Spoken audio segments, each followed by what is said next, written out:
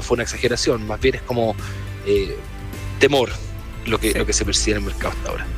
A ver, vamos a hablar sobre este tema también con nuestro siguiente invitado, sobre este tema internacional, por supuesto, también, y la coyuntura local, con Guillermo Tagle, presidente de Credit Corp Capital, que está con nosotros hoy día. ¿Cómo estás, Guillermo? Un gusto saludarte. Muy bien, muy buenos días. Gracias por la invitación y veremos cómo podemos aportar alguna idea. Hola, Guillermo, gracias a ti por acompañarnos.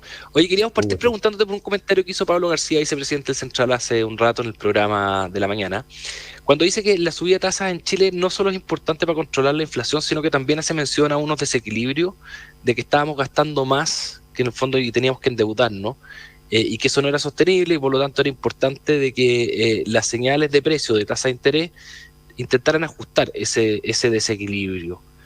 ¿Cómo ves tú ese aspecto en Chile? ¿Hemos estado gastando más de lo que tenemos? Bueno, efectivamente, la tasa de interés es la variable que tiene el Banco Central para su manejo de política monetaria, para su manejo de expectativas y para tratar de mantener un cierto equilibrio en la economía. Si bien podrían haber muchas otras herramientas, pero en Chile tenemos un modelo que ha sido bien probado y que a través de la tasa de interés es como el Banco Central cumple su misión. Yo creo que efectivamente en Chile pasamos unos años muy largos de consumo bastante fuerte por parte de las familias, especialmente niveles de endeudamiento muy altos en las familias, pero también el otro problema bastante mayor que se nos produjo con la pandemia fue que producto de la situación que empezamos a vivir se inyectó una cantidad de recursos que generó una onda expansiva de consumo por la disponibilidad que hubo en ese minuto por la combinación entre los retiros de las AFP, que generaron un aporte muy significativo a la liquidez de las personas, del orden de 50.000 millones de dólares, y la combinación de todos los programas de ayuda, que probablemente le agregaron otros 40, 50.000 millones más. Entonces, hay hoy día una onda de consumo que la vemos reflejada también en el aumento de precios, en la inflación fuerte que tuvimos. Hay que recordar, hoy día estamos en un escenario de inflación mundial, pero en Chile partimos antes subiendo precios, y partimos subiendo precios porque se produjo una ola de consumo y de demanda muy fuerte, producto de la inyección de liquidez que vivió la economía en su conjunto. Y eso es parte de lo que hoy día tenemos que ver cómo lo retiramos, cómo frenamos esa onda expansiva de consumo sin afectar mayormente la vida, especialmente de los más pobres, que son los que se ven más impactados cuando hay impuesto a inflación. Por algo se habla, cuando se enseña inflación en la universidad, a uno le hablan del impuesto a inflación. ¿Y por qué impuesto a inflación? Porque uno tiene plata en el bolsillo, suben los precios y le alcanzó para menos. Sería equivalente a que los precios no subieran y a uno le cobraran un impuesto. Entonces, quizás es como de las cosas más duras que está viviendo la gente, ¿no? Se ve en las encuestas como la inflación tiene un nivel de preocupación casi como la seguridad y los temas de salud, así como... Ipsos lo reflejó ayer, de hecho. Claro, es que efectivamente si tú miras la canasta que consume una familia promedio, digamos del 50% con menos recursos, probablemente en alimentos y cosas básicas se le va el 90%, y si no en los segmentos más bajos el 100% de los ingresos que tenga. Y si el ingreso se mantiene constante y los precios suben 10, 15%, y hay rubros, en particular el de alimentos, que se ha visto especialmente más afectado, simplemente la gente tiene que empezar o a recomponer su canasta de compras, o a comprar menos cosas, o a restringirse en el consumo cotidiano. Y eso es muy duro. Eso impacta directamente a la calidad de vida y de un porcentaje muy alto de la población. Podríamos decir de todos aquellos que en realidad ganan suficiente para vivir y no suficiente como para ahorrar. A lo mejor en el segmento de la mitad hacia arriba ya hay gente que puede ahorrar y lo que le ocurre es que empieza a ahorrar menos. Pero la gran mayoría de la población vive prácticamente al justo con lo que gana. Sí. Guillermo, hoy, acá en Chile además tenemos la UEF, ¿no es cierto? Hace ya varias décadas. Cualquier tipo de choque que sea más persistente es más difícil de resolver desde ese punto de vista. Claro. Hay más gente hoy día buscando además indexar más servicio a la UEF a la luz de este aumento inflacionario. O sea, yo creo que todos desde el punto de vista de los productos o servicios que están indexados a la UEF, y quizás el más claro es el de la vivienda. Las viviendas en Chile tienen precios en UEF. La gente no dice esta casa vale 35 millones de pesos. Normalmente dice esta casa vale 1.000 UEF. Y el mercado inmobiliario en general funciona en UEF y los arriendos también son en UEF. Entonces, yo creo que más que la gente esté buscando ponerle tasa en UF, es una realidad que nuestra economía tiene un grado de indexación relevante a la inflación y por eso es que el ajuste de precios se produce en forma bastante automática. Hay rubros que han subido muy fuerte, por ejemplo, por cosas externas, como es el impacto que vamos a recibir de la guerra de Ucrania, que impacta el valor de los granos, el valor de ciertos productos como el aceite de maravilla, que es parte de la canasta, y sube la inflación y sube la UF. Y por lo tanto, en alguna componente, si uno paga un arriendo en UF, producto del aumento de los alimentos, a uno le llega un aumento del arriendo. Entonces, yo no creo que haya una tendencia hoy día a aumentar la cantidad de cosas que están indexadas a la UF, pero sí es un tema que tenemos una economía muy indexada a la UF en general. Guillermo Tagle, presidente de Corp, quería preguntarte por el rol del mercado de capitales en este tema, porque siempre se habla de que es un asignador de recursos, que es el que permite financiar los proyectos a largo plazo, quizás hasta créditos hipotecarios, y se habla harto de la vivienda, pero también tiene un rol en harto otros aspectos, por ejemplo, en desarrollar instrumentos en UF si es que es necesario, en traspasar los riesgos desde quienes no los quieren a quienes sí los quieren, en fin. Está evidentemente debilitado el mercado de capitales y no sé cuáles son tus perspectivas para adelante, si es que esto se puede recomponer y cómo. Efectivamente, el mercado de capitales ha sufrido un shock muy fuerte, porque y el primer motivo por el cual el mercado de capitales empieza a sufrir un shock es por la incertidumbre de la provisión de la existencia de fuentes de ahorro de largo plazo que se produce cuando se inician los retiros de las AFP. El ahorro para la pensión es la fuente de ahorro de largo plazo más persistente y más relevante que ha tenido Chile en muchos años, y el mercado de capitales ha funcionado generando recursos a partir de eso, más obviamente también algún componente de ahorro privado y algún componente de ahorro externo, financiando muchas cosas en Chile. Cuando se inicia esta incertidumbre, que además podríamos decir se le agrega el componente de incertidumbre política que empezamos a vivir a partir del año 2019, evidentemente que el mercado de capitales se empieza a detener. ¿Y qué significa que se empieza a detener? Que quienes siguen recibiendo recursos los empiezan a guardar y a mantener en instrumentos lo más líquidos posibles para la eventualidad que haya que hacer retiros y estar preparado para poder pagar esos retiros, y de hecho 3 de los retiros ocurrieron, y por lo tanto se detiene el proceso de inversión en instrumentos de largo plazo, y eso genera un impacto obviamente en las tasas de interés. A su vez, la incertidumbre política interna disminuye fuertemente el ritmo de inversión de compañías chilenas en Chile. Y en tercer lugar, genera un incentivo muy relevante para que los chilenos empiecen a cambiar la composición de su ahorro desde instrumentos en Chile a instrumentos en el exterior. Y la salida de capitales que hemos tenido en este periodo es probablemente lo más grande que hemos tenido en la historia, por los montos. Más de 50.000 millones de ahorros de chilenos que salieron a instrumentos del exterior, y por lo tanto nos quedamos sin la fuente de ahorro que representaban las AFPs, una salida de la otra fuente de ahorro que es la de inversionistas privados chilenos, y lo que ha mantenido de alguna manera un mercado bursátil que sigue funcionando razonablemente bien, en términos al menos de valorización, es que los inversionistas extranjeros siguen comprando en alguna medida instrumentos en Chile. Y ese es el componente que todavía mantiene funcionando en alguna medida, especialmente el mercado bursátil. Pero hoy día estamos en una situación bien compleja de desarrollo futuro de este mercado. No tenemos muy claro cuál va a ser el epílogo de este proceso y a dónde va a terminar, si vamos a volver a recuperar los niveles de ahorro a largo plazo, si vamos a volver a tener procesos de inversión en Chile que le generen dinamismo y actividad a la economía, o si vamos a pasar a ser una economía dependiente de lo que los extranjeros estén dispuestos a prestarnos. En un escenario ¿Cuándo vamos a ver eso, Guillermo? Yo creo que es un proceso gradual, es un proceso que lo vamos a ir viendo en el tiempo. En la medida que se despeje la reforma de pensiones, por ejemplo, vamos a tener una señal clara de si va a seguir habiendo ahorro privado de personas al sistema financiero, o si el ahorro privado para la pensión va a estar destinado al gasto de pensiones de los pensionados, que es parte de la esencia de lo que se está discutiendo hoy día en lo que podría ser una reforma de pensiones. También el tema tributario es un componente relevante, hay una discusión de reforma tributaria en curso. Mi sensación de la situación tributaria es que evidentemente Chile necesita más recursos para financiar todos los temas sociales que van a quedar garantizados después de toda esta discusión constitucional que hemos tenido. Pero por otro lado, estamos en el borde del equilibrio de ese punto donde cuando tú sigues aumentando la tasa de impuestos, lo que te ocurre es que te baja la actividad y la recaudación total, en vez de crecer, disminuye.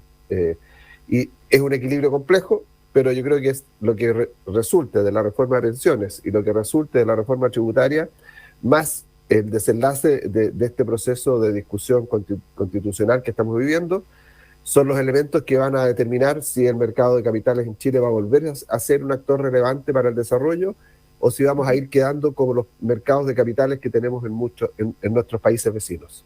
Guillermo, usted mencionaba, bueno, la salida de capitales, sobre todo luego del estallido social, pero el fin de semana leíamos la salida, por ejemplo, de Jean-Paul Luxitz, que cambió su residencia a Suiza, los hermanos Pullman, que constituyeron también sociedades familiares en Inglaterra. ¿Qué hay detrás de esas decisiones y qué tan masificada está esta iniciativa en nuestro país? Cuando se hacen anuncios muy llamativos de que, por ejemplo, se van a gravar los altos patrimonios, cuando se dice que se van a cobrar impuestos que podrían parecer excesivos, y cuando se produce este nivel de incertidumbre respecto de lo que se va a poder o no se va a poder hacer en Chile, la verdad es que la reacción de la gente que tiene recursos como para hacerlo es obviamente buscar cómo protegerse. Y independiente, hay a lo mejor casos que son temas de decisión familiar, personal, pero muchos otros son también de buscar cómo proteger lo que han construido en una vida o en un par de generaciones. Y no hay que olvidarse que en Chile hemos sufrido, al menos en 2 oportunidades, shocks realmente profundos, donde todo el que tenía recursos perdió todo. La crisis de los 70, desaparecieron todas las fortunas de Chile. Realmente no es que entre el año 68 y el 73, y uno mira la historia, cuáles eran las familias más ricas de Chile en el año 1968, y las trata de buscar en el ranking del 84, y en el 84 ya eran otras. Y el año 83 tuvimos otra crisis en donde desaparecieron prácticamente los patrimonios de los grupos económicos por un colapso financiero mayor.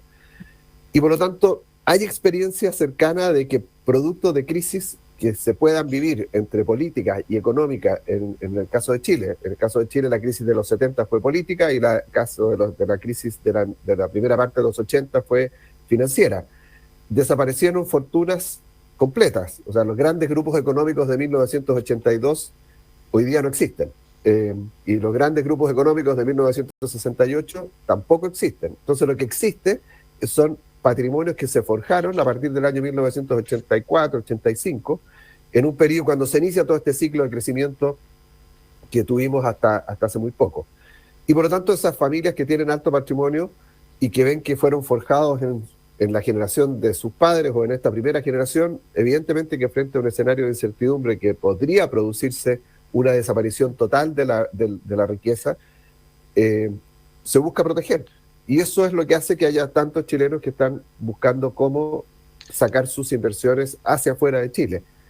Pero esto es una decisión bien extrema, Guillermo, porque no es solo sacar las inversiones fuera de Chile, es constituir su residencia fuera de Chile. Eso significa que tienen que vivir fuera, o sea, están cambiando su vida. Algo están viendo tan mal acá que prefieren ir a hacer su vida con los entornos familiares, sociales, más allá de la plata tienen para vivir fuera, pero cambian su manera de vivir y sus relaciones por algo que están viviendo en Chile. O sea, es muy fuerte. Es muy fuerte, evidentemente que hay, en las normas tributarias establecen que uno tiene que estar al menos, o sea, que uno tiene que estar menos de 180 días en el país para dejar de ser un residente para efectos tributarios. Por lo tanto, no es que uno tenga que irse siempre, tienes que estar menos de la mitad del año en Chile, y la otra mitad puede estar en cualquier otra parte. Y en este contexto actual, Guillermo, ¿tú crees que es un buen consejo tomar primero, esa decisión? Primero, no es un consejo es una cosa que es de acceso para un número muy limitado de personas, digamos. Por lo tanto, Ujú. no lo calificaría de consejo. Lo que yo podría ilustrar es otro caso que es un poco más generalizado, que es el de la juventud, que en realidad tiene otros componentes y más pueden ser más sociológicos, pero me ha tocado verlo porque mantengo una relación con la universidad donde yo estudié, con la Asociación de Exalumnos, que es una universidad que van hartos chilenos todos los años, que es UCLA, y nos pasó el año, y todos los años van entre 5 hasta 8 por año a estudiar y vuelven, y normalmente hacíamos una bienvenida a los chilenos que regresaban después de haber hecho su posgrado. El año pasado organizamos la bienvenida y pocas semanas antes nos contaron que de los chilenos que habían ido en esa generación, que eran 5, ninguno volvía a Chile, así que no estaban en Chile. Y hay una preferencia marcada que ha cambiado, que la juventud en Chile, antes que salía a estudiar al extranjero, está expectante de poder volver a trabajar a Chile, porque en Chile había una economía muy dinámica, y hoy día, de preferencia, se quedan afuera, y si tienen la oportunidad, buscan trabajo afuera. Esa es una tendencia que también tiene aspectos más allá, porque la juventud hoy día le gusta más la globalización y explorar cosas nuevas, pero en mi época de estudiante, que también fui a esa universidad, ya había un grupo de chilenos, ya había argentinos, ya había peruanos, ya había colombianos y mexicanos, y los chilenos éramos los únicos que buscábamos trabajo para volver a Chile. Nosotros nos miraban, los otros compañeros latinoamericanos nos miraban con cara de: ¿y usted, pero si estamos en Estados Unidos, cómo se les ocurre ir a una entrevista que tenga oficinas en su país? Nuestros amigos de otros países iban a entrevistas de trabajo solo a empresas que no tuvieran oficinas en su país, porque lo que no querían por ningún motivo es que le ofrecieran un trabajo y le dijeran: ya, ahora vuelve a tu país. Ahora, Y los chilenos éramos los únicos que volvíamos. No podemos darnos el lujo de que el talento se quede afuera, pues de perderlo, o sea, con lo que cuesta formarlo, qué sé yo, entonces es súper caro. Bueno, pero son decisiones un poco personales, un poco también contaminadas por el entorno económico y político, Guillermo. Ahora, quería preguntarte por la reforma tributaria. Se va a empezar a discutir pronto, hay algunos temas más o menos claros, pero hay un tema de royalty minero, está el impuesto a los super ricos, está la intención pareciera de gravar más a los altos ingresos, a las personas que ganan harto, pareciera que no hay mucho espacio para grabar más a las empresas. ¿Cuáles son las claves? ¿Cuáles son las claves que hay que cuidar para no seguir para no darnos estos gustitos de que se espante la gente y se espante el capital? Mira, yo creo que un elemento vital cuando uno hace reformas tributarias es preocuparse de la eficiencia y de la simplicidad del sistema tributario. Porque los sistemas tributarios complejos generan, primero, estructuras complejas y caras de mantener, diseños que son probablemente sofisticados para que no te resulte tan gravosa la carga tributaria que se ha impuesto. Entonces, y por eso, por ejemplo, cuando se discute respecto de la desintegración del sistema tributario de empresas, y eso implica que el impuesto que paga la empresa de la cual una persona es accionista, ese impuesto deja de poder descontarse de los beneficios que la persona recibe de la misma empresa. Al estar integrado el sistema se van acumulando y componiendo los impuestos y por lo tanto se agregan. Yo creo que preocuparse de la eficiencia y de la simplicidad del sistema tributario es una prioridad total al momento de hacer una reforma tributaria.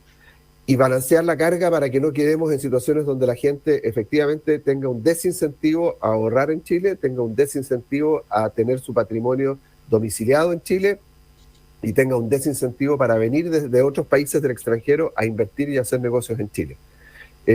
Entonces, a mí lo que me preocupa en la discusión es que en general lo que uno ve, y no he participado en ningún grupo de trabajo respecto de la reforma, pero preocupa cuando uno ve a través de las declaraciones de prensa que lo único que se está buscando es aumentar la carga de los patrimonios más altos o de ciertas actividades como es la minería, y no se hace el análisis de la competitividad que podamos tener como país en esos sectores, de si los inversionistas extranjeros van a querer seguir viniendo a invertir a Chile y de si las personas van a seguir queriendo hacer negocios e invertir más en Chile o les estamos generando los incentivos para que busquen otros lugares donde realizar sus inversiones. Y el capital se mueve muy fácil, el capital se mueve en una transferencia que demora segundos y lo cambias de un lugar de residencia a otro. Las personas es más difícil moverse, pero los capitales se mueven con una instrucción que en 30 segundos uno saca los capitales de un país y se los lleva a otro país. Entonces, ¿tú crees que hay espacio para dialogar todavía o que ya está demasiado jugada la previsional y la reforma tributaria? Yo creo que hay mucho espacio porque primero vamos a cruzar la reforma tributaria y la de pensiones. Me imagino yo que se van a cruzar con los resultados de la convención.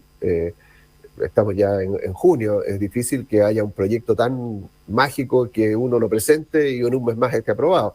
Por lo tanto, yo tendría a pensar que la discusión del sistema de pensiones va a tener que estar cruzado con qué ocurre con la elección en la Convención Constituyente, y la reforma tributaria yo tendería a pensar de que también va a ser un tema que su aprobación final, probablemente dentro de los planes del gobierno está aprobarla antes del 4 de septiembre.